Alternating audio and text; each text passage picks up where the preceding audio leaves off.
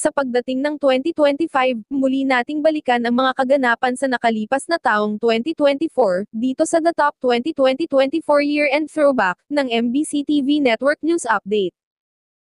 Samantala, pagpapadala ng naval vessel sa WPS nasa desisyon na ng AFP. Ipinaubaya na ng Philippine Coast Guard sa Armed Forces of the Philippines at Department of National Defense kung magde-deploy ng mga warship sa West Philippine Sea.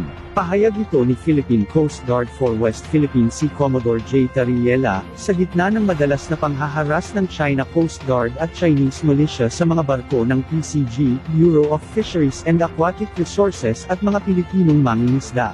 Aniya, sa nakalipas na 3 administrasyon, ang mga barko lamang ng PCG, ang nagpapatrolya sa pinag-aagawang teritoryo. Nasa desisyon na umano ng AFP at basbas ni Pangulong Ferdinand Bongbong Marcos Jr. kung kailangan na ang pagpapadala ng Navy vessels sa nasabing karagatan. Pero, nanindigan si Tariela na suportado ng PCG ang pahayag ng Pangulo na ang Pilipinas ay isang peace-loving country at hindi ito nagpapasimula ng gulo. DZRH host na si Cesar Chavez, bagong kalihim ng Presidential Communications Office. Nanumpa na ngayong hapon sa harap ni Pangulong Ferdinand Bongbong Marcos Jr. bilang bagong kalihim ng Presidential Communications Office si Senior Undersecretary at DZRH host Cesar Chavez.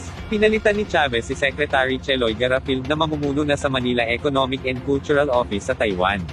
This is part of government. It's like this. Panahon ni Cory, panahon ni FBR, panahon ni President Erap,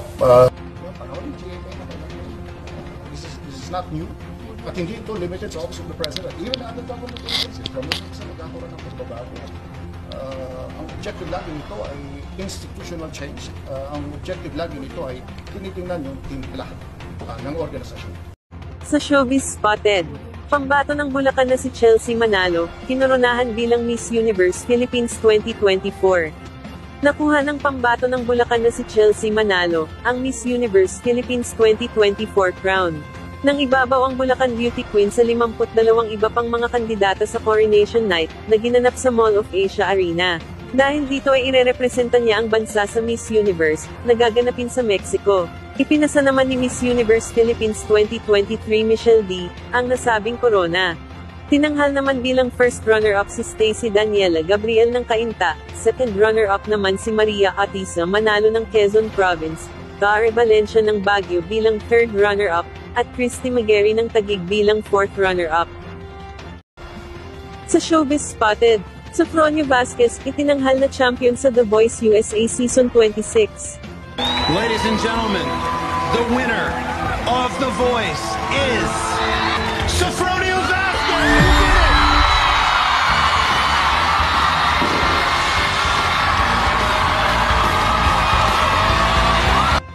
Gumawa ng kasaysayan ng Pinoy singer na si Sofronio Vasquez matapos nitong maiuwi ang kampyonato sa The Voice USA.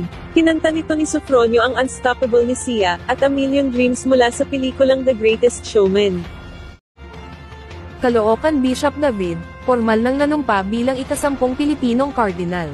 Formal nang nanumpa si Caloocan Bishop Pablo Virgilio Ambo David, bilang ika-10 Pilipinong Kardinal ng Simbahang Katolika. Pinangunahan ni Pope Francis ang Vatican ceremony sa Ordinary Public Consistory, upang formal siyang maging ganap na Cardinal ng Catholic Church. Kasama naman ang kasalukuyang mga Filipino Cardinal na sina Jose Advincula ng Maynila, at Luis Antonio Tagle. Sa seremonya, binigyan si David ng Cardinal Ring, isang tube na naglalaman ng mga dokumentong nagpapahayag ng kanyang bagong katayuan bilang kardinal, at isang pulang bireta. Siya rin ay itatalaga sa isang titular church sa Rome. Sa homily, pinaalalahanan ng Santo Papa ang 21 bagong cardinals na huwag mapagod sa kanilang misyon at sa pagsunod sa landas ni Jesus, bilang builders of communion and unity.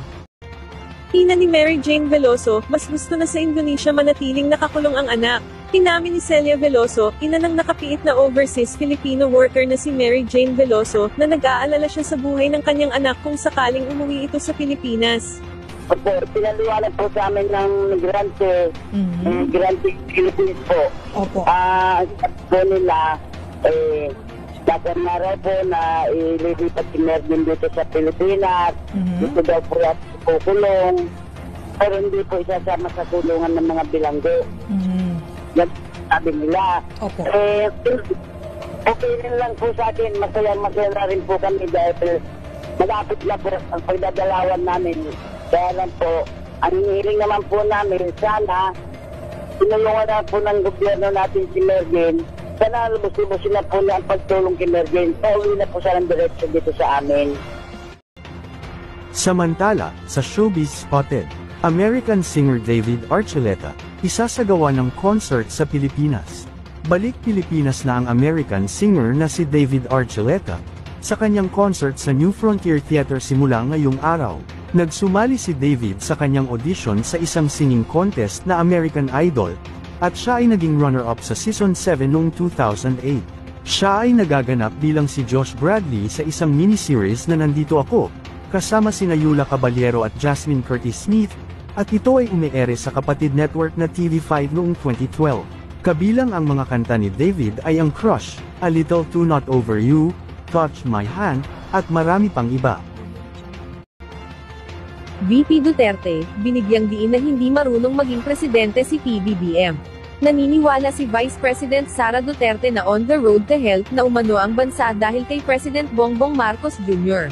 Binigyang diin ni VP Sara na hindi marunong maging presidente si Marcos, kaya hindi na ito kinikilala ngayon bilang Pangulo. Ayon kay Duterte, dismayado siya dahil halos wala naman daw nagawa si Marcos ngayon at kung babalikan aniya, noong nangangampanya pa lang ito sa pagka-presidente, wala man lang siyang narinig na plataporma nito hinggil sa kung anong gagawin nito sa bansa, sa food security, at sa inflation. Kaya naman, sa ngayon, umalis daw siya sa administrasyon dahil hindi niya nagusto ang mga naririnig at nakikita niya doon. Hindi man nagbigay pa ng karagdagang detalye, tila nagpasaring naman ito na hindi siya nabibili ng pera at hindi siya natatakot na i-call out ang sinuman.